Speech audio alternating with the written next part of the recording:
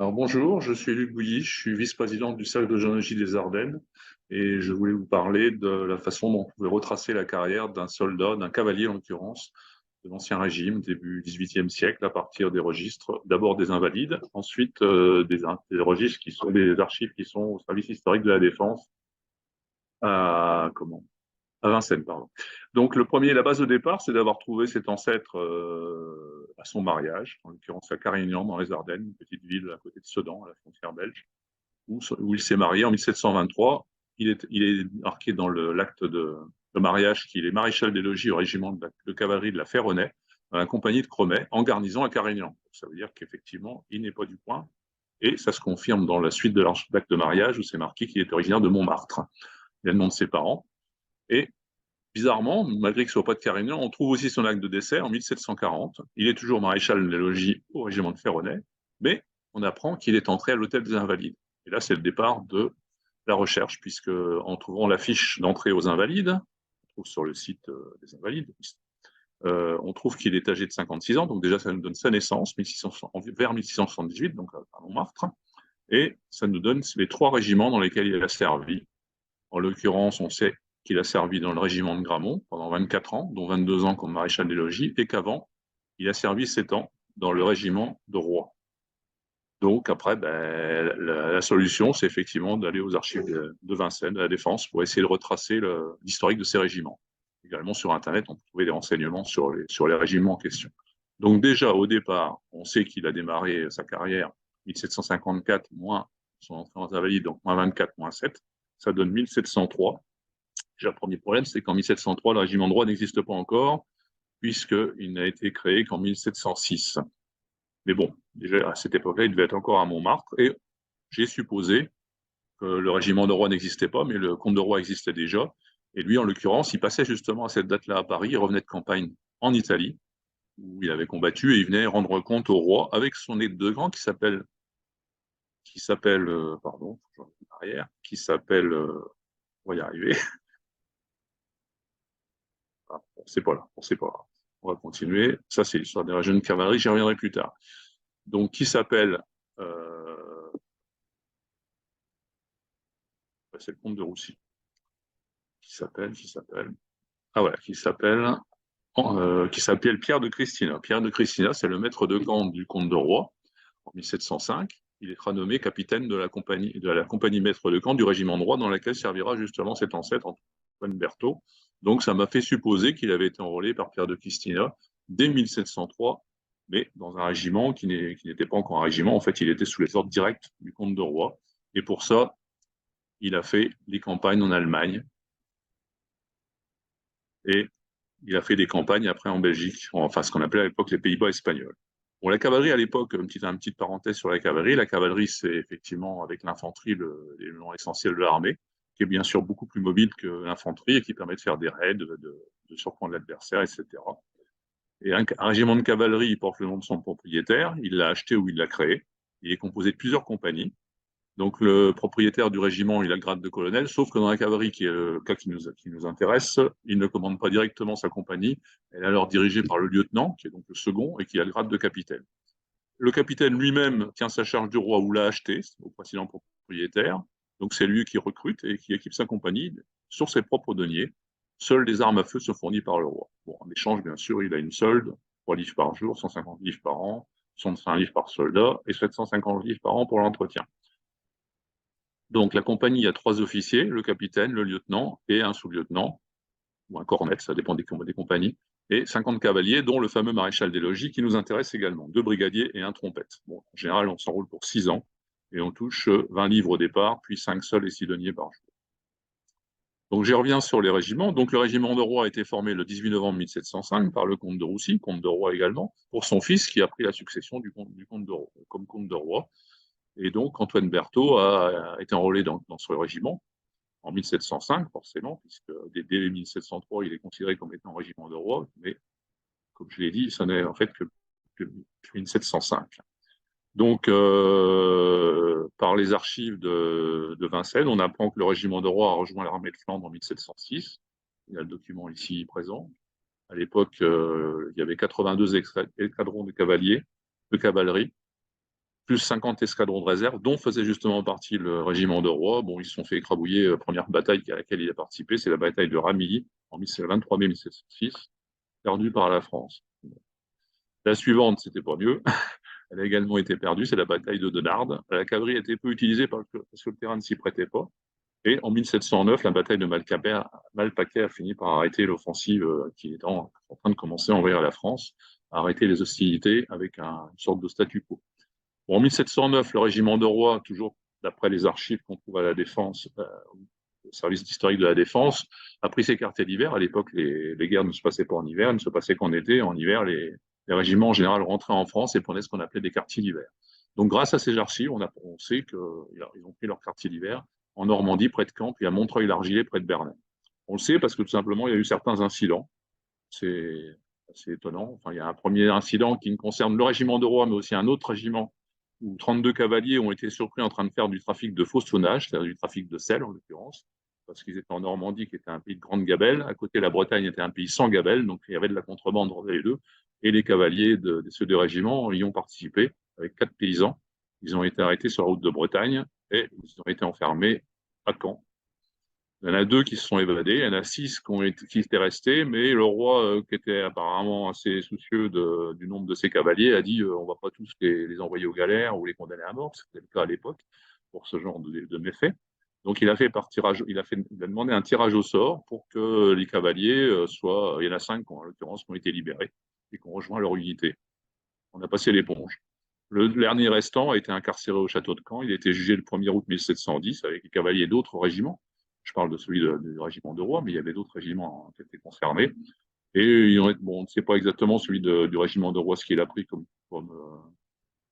peine, mais bon, en général, ils sont condamnés aux galères à perpétuité ou éventuellement, exceptionnellement, pour 9 ans, et avec confiscation de leurs biens. Bon, il y a eu d'autres incidents. Il y a les officiers de régiment se sont plaints que la fourniture de fourrage n'était pas bonne parce que l'entrepreneur était véreux. Bon, ça, c'est aussi une retenue de fourrage parce qu'ils avaient contracté une dette auprès du syndic de justement Montreuil-l'Argillet où ils étaient en quartier d'hiver. À la fin du printemps 1710, le régiment de Roy rejoint l'armée de Flandre. Bon. Les pertes sont assez importantes. On les a d'ailleurs par un tableau. On trouve également au service historique de la Défense. Et on sait qu'ils ont perdu, par exemple, 415 hommes tués ou blessés et 415 chevaux perdus. Ça, c'est l'ensemble de cavalerie. Et sur le régiment de Roy, il y a eu 23 hommes et 5 chevaux, sur un total de 222 et 217 qui ont été tués ou blessés. Bon, ils ont été passés en revue en août. Non, pardon. Le passage en revue, c'est avant. On les a trouvés. Décidément, je ne sais pas le sort de ce truc-là.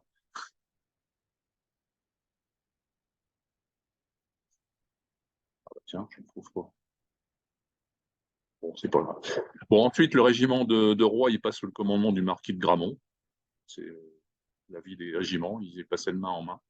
Ils ont été cantonnés à Maubeuge. Après, il est déplacé le 15 avril 1711 à Charleroi parce qu'il y avait une menace d'attaque de l'armée ennemie qui était du côté de Bruxelles. Il campe sous les murs parce qu'il n'y a pas assez de place dans la ville. En 1711, il est transféré à l'armée du Rhin, en juin 1711. Là, grâce aux archives du service historique de la Défense, on a tout l'historique de marche, ville par ville, jusqu'à Wissembourg. Donc, ils passent par Bourg, Saint-Hubert, Arlon. Enfin, avant, ils étaient passés à Givet, etc., etc. Bon, bien sûr, il se retrouve en Alsace. Il est transféré à Fort-Louis le 31 août 1711. Et en 1712, il est à Huningue, près de Bâle. Il revient à Strasbourg le 11 mai. Et c'est à cette époque, a priori, que je pense qu'Antoine Berthaud était passé maréchal des logis, puisque c'est ce qui correspond dans ce qui est marqué quand il est rentré aux Invalides. Tout simplement, je pense, parce qu'il y a 2 maréchaux des logis du régiment de Gramont qui ont été blessés le 11 avril 1711 quand ils étaient encore à Maubeuge. Donc c'est peut-être parce qu'effectivement il y avait un manque de maréchaux des logis, ou aussi par des promotions, parce qu'il y a un des cornettes qui a été promu. Donc en général, tous les gens derrière montaient en grade aussi. Bon, c'est les 2 hypothèses pour lesquelles il est passé effectivement maréchal des logis. Alors qu'est-ce que le maréchal des logis? Le maréchal des logis est nommé par le capitaine, il est chargé de l'instruction des soldats, de la discipline et de toutes les dépenses de réparation des uniformes et du matériel. En l'occurrence, il est aussi chargé de s'occuper des chevaux. Donc c'est un bas officier, mais il est traité comme un lieutenant. Il touche la même solde. Il n'y en a qu'un par compagnie. Le problème, c'est qu'à peine nommé, Antoine Berthaud a été confronté à une épidémie, ce qu'on appelait à l'époque maladie de la morve, qui touchait les chevaux du régiment.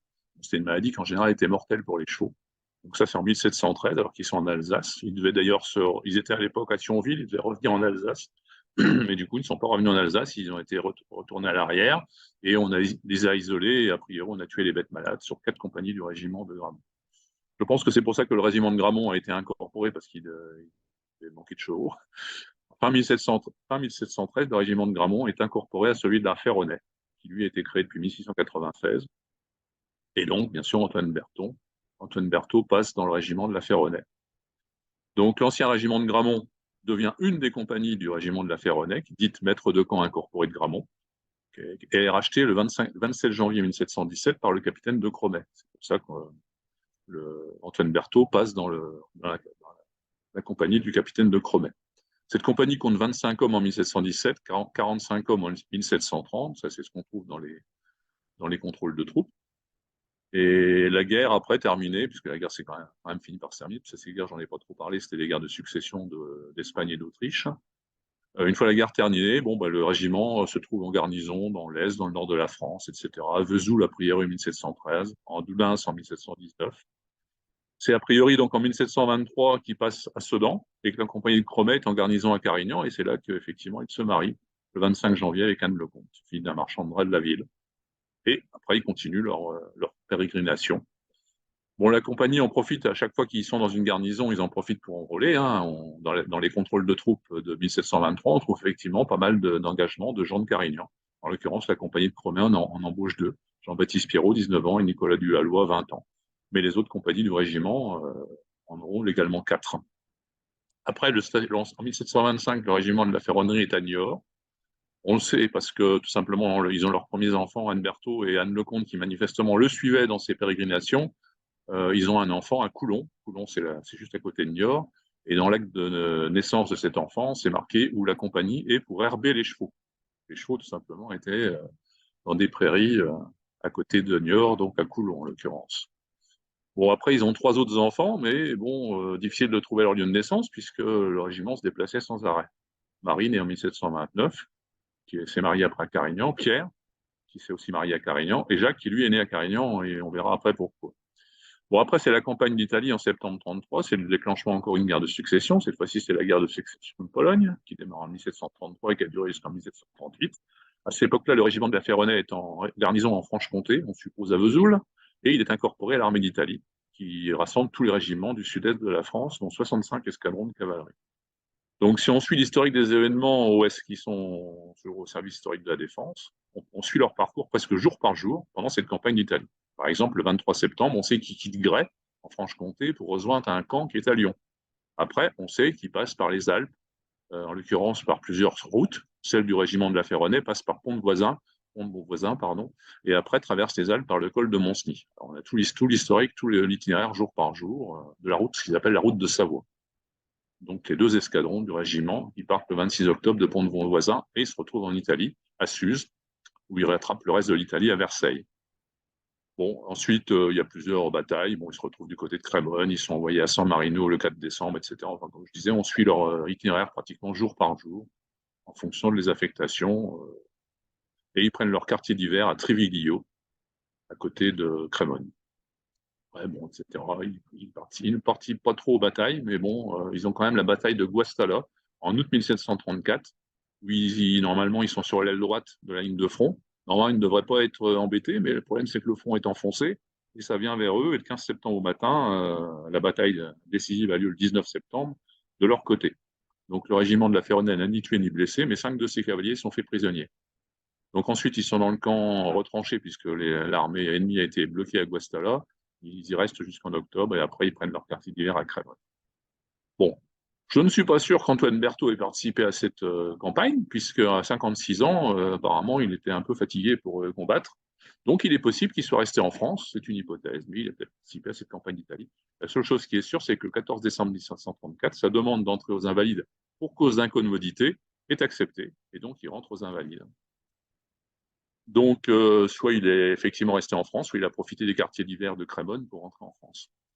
Bon, il ne reste pas très longtemps à l'hôtel des Invalides. 2 hypothèses. Soit il est déclaré apte et il est reversé dans une compagnie détachée des Invalides et affecté à une garnison proche de Carignan, par exemple la 55e qui est affectée à Sedan. Soit il prend un congé limité, puisque c'était également possible. Dans tous les cas, il se réinstalle à Carignan dès 1735, puisqu'il y a son dernier fils le 5 octobre. Et c'est là qu'il meurt le 3 janvier 1740, et où sa veuve se remarie quelques mois plus tard, le 3 septembre 1740, avec un huissier de bailliage, et elle décède elle-même d'hydropisie le 15 octobre 1751 à Carignan. Voilà, fin de l'histoire. Merci beaucoup.